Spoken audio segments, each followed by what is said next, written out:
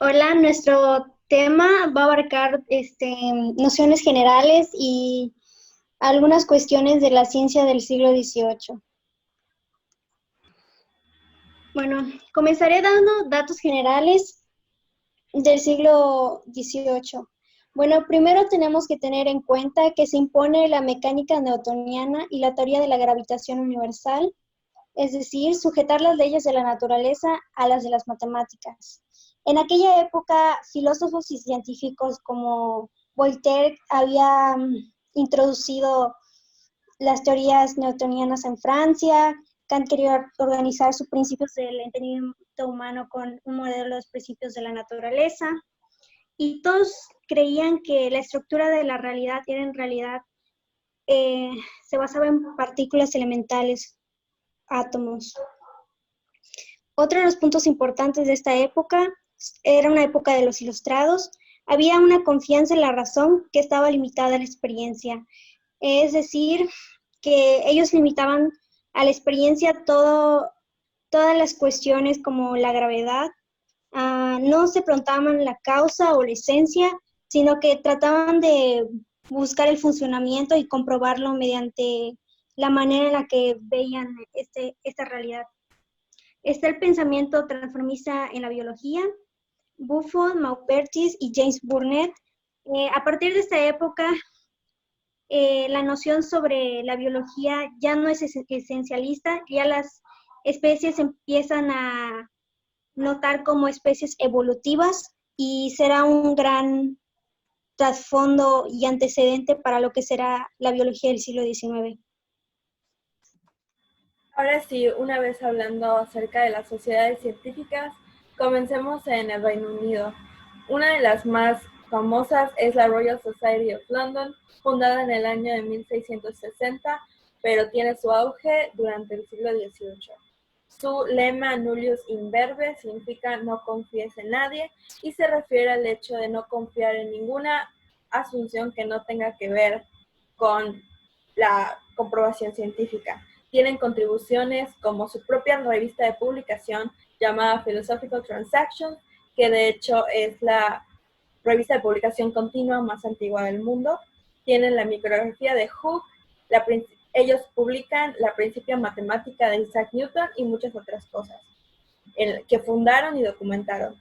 Algunos de los miembros más importantes son Darwin, Newton, Einstein y Hawking. Y tenemos ahí a otras tres personas muy importantes actualmente, entre ellas Jocelyn Bell Burnell, que luego veremos. La segunda sociedad, igual en Londres, es la Lunar Society, fundada en 1765 y cerrada en 1813, debido a que la mayoría de sus miembros estaban ya muy ancianos o muertos. Sin embargo, actualmente se volvió a reformar por ahí de los años 90 y continúa hasta la fecha.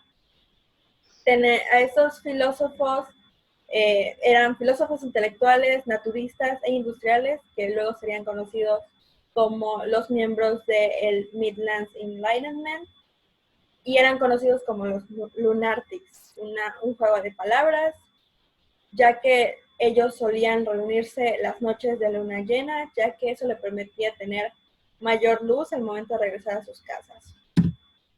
La siguiente sociedad de la que hablaremos es la Sociedad Literaria y Filosófica de Manchester, fundada en 1781, cuyo objetivo, según la página, es promover el progreso de la educación y el ensanchamiento de interés público en la apreciación de cualquier forma de literatura, la ciencia, las artes y los asuntos públicos. Ellos son mayormente conocidos por la creación de la medalla Dalton. Ahora hablando acerca de la Sociedad Real de Edimburgo, fundada en 1783, por Colin MacLaurin, un irlandés, cuya presidenta, que es miembro de la Royal Society, es Jocelyn Bell Burnell. Tienen contribuciones a la ciencia, la tecnología, la medicina, las artes y las humanidades, las ciencias sociales, los negocios y los servicios públicos. La siguiente es la Sociedad Linneana, fundada en 1788. Esta está igualmente ubicada en Londres y es la sociedad más grande enfocada en la taxonomía, la zoología, botánica y biología. Esta está fundada y lleva el nombre del naturista o naturalista Carlos Linneo. Ellos también tienen su propia revista, como lo tiene la Royal Society, que se llama The Linnean, que es una revista exclusivamente de taxonomía. Ellos conservan y coleccionan las, valga la redundancia, colecciones botánicas y zoológicas del Linneo. Ahora hablando de Francia, tenemos a la Academia Francesa de Ciencias, fundada en 1666 durante el reinado de Luis XIV por Jean-Baptiste Colbert. Tiene sus propios artículos. El segundo artículo es el que más describe cómo es que se maneja esta academia y dice que esta anima, protege el espíritu de la investigación y contribuye al progreso de las ciencias y aplicaciones. Tenemos ahí algunos miembros como Descartes, Pascal, Pierre de Fermat, y ellos fueron, como dato curioso, los primeros en adoptar el sistema métrico decimal como un sistema universal.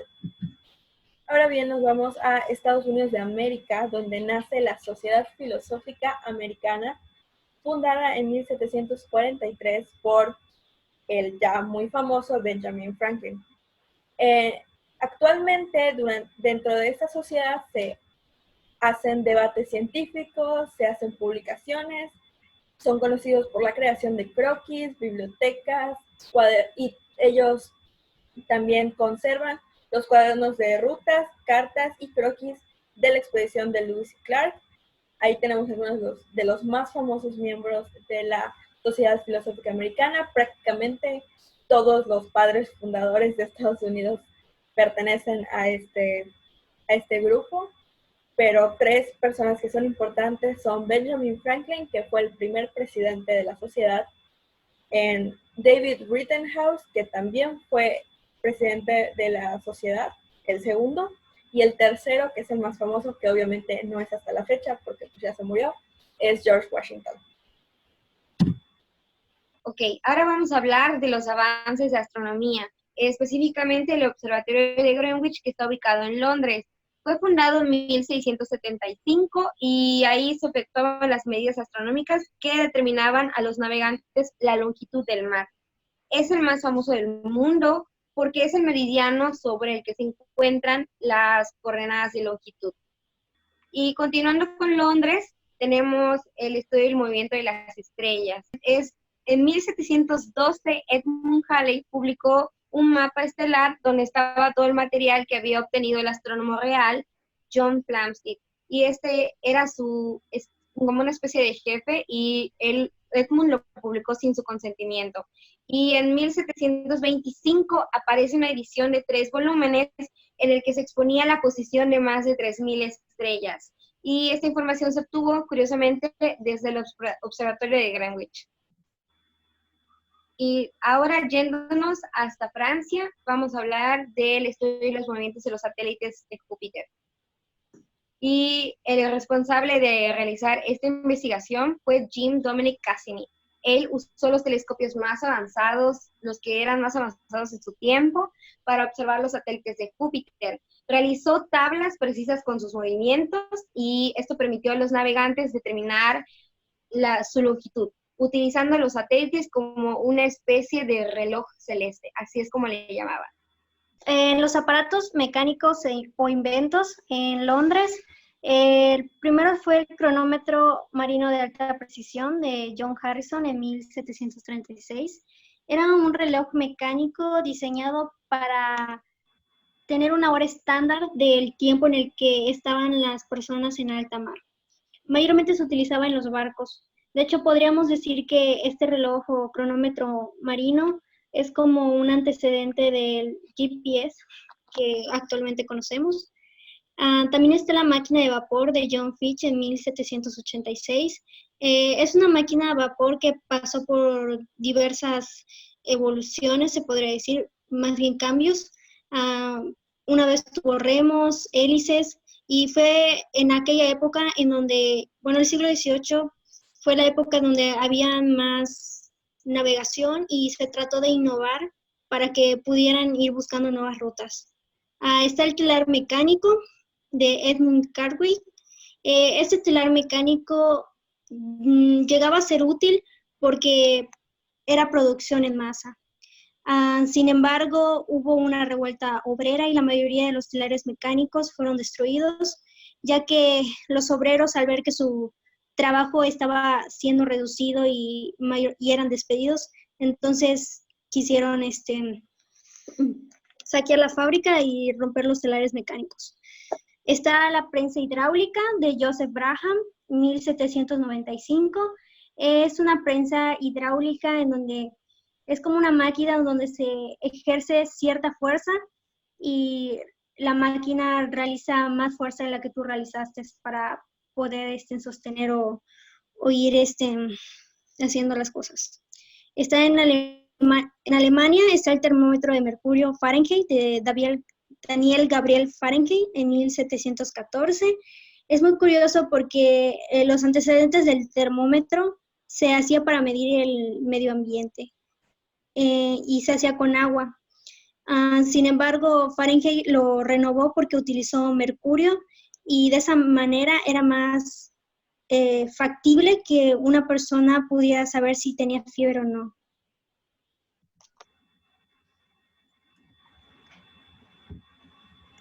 Bueno, en los avances de Francia, los más importantes está, en primer lugar, el reloj mecánico, que fue desarrollado por Christian Huygens. Él utilizó las investigaciones que ya había hecho Galileo Galilei y logró hacer un gran avance en el cronometraje. Este reloj que él hizo, el reloj de péndulo, se convirtió en el cronometrador más preciso hasta los próximos 275 años. Otro avance muy importante fue el cronómetro marino de Pierre de Leroy, que él realizó en 1748, que utiliza un equilibrio con compensación de temperatura y un resorte de balance, que es el mecanismo que usan todos los cronómetros modernos. O sea, él sentó las bases de cómo se iba a usar este invento hasta hoy. Y también está el globo aerostático, que fue un invento de los hermanos Montgolfier. Ellos lo realizaron en 1783. Ellos eran fabricadores de papel y de seda, y una vez hicieron un experimento con un globo pequeño de seda y de lino y se dieron cuenta de que con el calor de una fogata se podía elevar. Entonces realizaron este experimento varias veces hasta que llegó a oídos incluso de Luis XVI y los invitaron a que hicieran una demostración en su palacio. Entonces realizaron un globo ya de más de 10 metros de altura y 20 de diámetro, y realizaron el día 19 de septiembre de 1783 el primer vuelo de un globo aerostático, el cual, en lugar de tripularlo con personas, utilizaron animales para ver cómo respondían a estar arriba en el aire, y resultó un éxito, por lo que se convirtió en el primer vuelo tripulado de la historia. Bien, ahora vamos a hablar de Suecia, y primero tenemos la clasificación de especies de plantas y animales, que fue realizada por Carl Linneo, quien puso nombre científico a las 3 especies existentes. En este método se clasificaban y describían las especies de los seres vivos ya conocidos. De hecho, Carl Linneo es conocido como el padre de la taxonomía biológica moderna. Y en este sistema básicamente se le llama binomial, y el primer nombre corresponde al género y el segundo a la especie concreta. Ahora bien, vamos a hablar de los grados centígrados, que fueron definidos por Anders Celsius en 1742. Esta escala tiene el mismo método que fue usado para el grado Fahrenheit y el grado Romer. Básicamente se utiliza para expresar las temperaturas de uso cotidiano, desde la temperatura del aire a las de un sinfín de electrodomésticos. Y también tiene funciones para trabajos científicos y trabajos tecnológicos. Vamos a hablar acerca de, en Estados Unidos, los 2 mayores inventos, los más importantes. El primero es el pararrayos de Benjamin Franklin, que fue creado en 1753, ya que en 1752 él realiza su experimento del cometa, en el que él sale a un campo en la mitad de una tormenta eléctrica con un cometa atado con una cuerda de seda, y en la cuerda de seda tenía atado una llave de cobre. Es la famosa historia de Benjamin Franklin. Entonces, después de este experimento, él descubre que la energía eléctrica se quedaba atrapada en la llave y por tanto no le hacía daño a él. Entonces decide crear este pararrayos que cuenta con el pararrayos, que es el principal elemento de metal, acero, aluminio o cobre que se encuentra en la parte de arriba, como lo ven en la imagen, en la del medio, que luego se conecta con un cable hacia otra varilla del mismo material, ya sea de acero, acero inoxidable, cobre o aluminio, que está incrustado debajo de la tierra. Lo que sucede es que la energía eléctrica recorre todo desde el pararrayos, todo el cable, hasta llegar a la tierra y se esparce. Y esto lo hace precisamente por el hecho de que los rayos comenzaban a dañar a las personas y a los animales, lo cual no era bueno. En segundo lugar, tenemos el lente bifocal de Franklin, que tiene un poquito de controversia, ya que no se sabe exactamente si Franklin lo creó o solamente lo popularizó, porque siempre se le veía usándolo. Se dice que este fue popularizado por Benjamin Franklin a finales del siglo XVIII. No hay una fecha exacta. ¿Cómo funcionan estos lentes bifocales? Bueno, la historia en resumen sería que pues antes tenías que utilizar dos pares de lentes por si tenías dos tipos de aumento distintos, tenías que usar dos pares de lentes para ver de cerca y para ver de lejos. A Franklin esto le molestaba, entonces decidió cortar a la mitad de esos lentes y unirlos. Se dio cuenta que normalmente cuando vemos al mundo y queremos ver de lejos, vemos del horizonte para arriba. Y cuando queremos leer, vemos del horizonte para abajo. Entonces decidió hacer esta división que vemos en la imagen. La parte de arriba es menos convexa para ver de lejos y la parte de abajo es más convexa para poder leer y ver de cerca. Este es como que el prototipo y de la idea de Franklin. Posteriormente se modernizó. Hay algunos modelos más novedosos que solamente utilizan un pedazo de lente, una pequeña partecita de lente, que es la que tiene como que el aumento para leer, entre comillas. Y eso da muchísima más flexibilidad y libertad a tu vista. Ya no tienes que quedarte del horizonte para arriba. Y sí, muchas gracias. Muchas gracias por escuchar nuestra pequeña exposición. Aquí los dejamos. Les recordamos que somos Emma Puyok, Faride Navarrete, Citlali Koch y yo, Marite Tuyú. Y muchas gracias. Hasta la próxima.